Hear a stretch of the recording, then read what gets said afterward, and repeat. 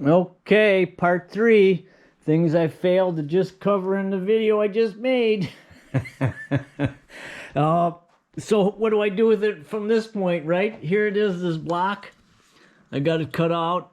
And I don't cut all the way through on the chop saw because it keeps my reference, so I can keep rotating it and do a cut, rotate, do a cut.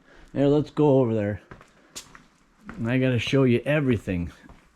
No, they're fun to make. This whole stick is here, right? And I make a cut and I don't finish it, so I can rotate it and put it back up to my stop, make the next cut, make the next cut, make the next cut. And you can see it's already getting pretty loose. So then I've got this, I cut the end off on the other chop saw. So now I come over to the bandsaw, get rid of these, we don't want those. And then I'll cut this. So I cut all these off. And then I get to a point where it's not very square anymore, right? Once I lose my underside, once I lose a reference, I gotta hold the back.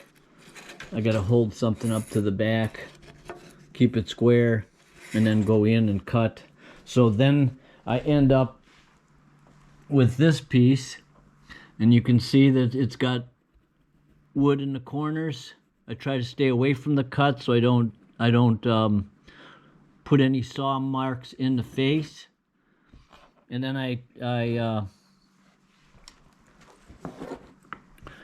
got a belt and disc sander, so I'll hit the little tabs coming off with this face, and I'll take it down to this point where it's not so great, and then I hold it onto the belt and go after cleaning up that last piece. And you got to be careful, because if you put too much pressure, I do it in this fashion because I'm trying to sand down here where it's a bigger face. If you put too much pressure on, you can distort that tip real quick, and that's part of my enjoyment, is that you keep that tip nice and sharp and pristine and right in the center. So that's how I end up with getting closer and closer to a finished product like this. And then I'll take a block sander that's a little less, little finer, and I'll hit it one more time. And then the only edges that I break are along the bottom edge, because otherwise square corners are sharp. This is meant to be crisp. So now I think I've covered it all. Yeah, from point A to point B. And I'll make a whole bunch of them. I give them away, I sell them, it fills.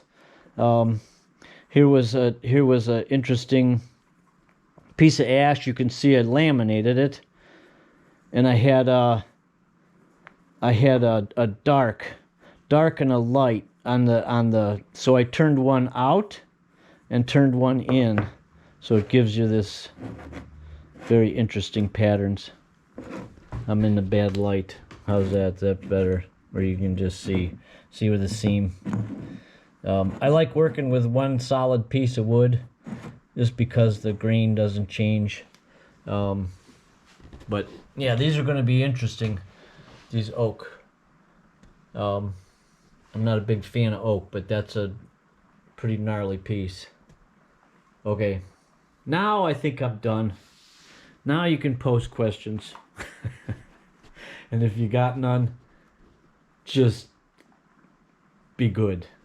No, relax. Okay, talk to you again later. We'll see what's going on next as the days go by. Bye-bye.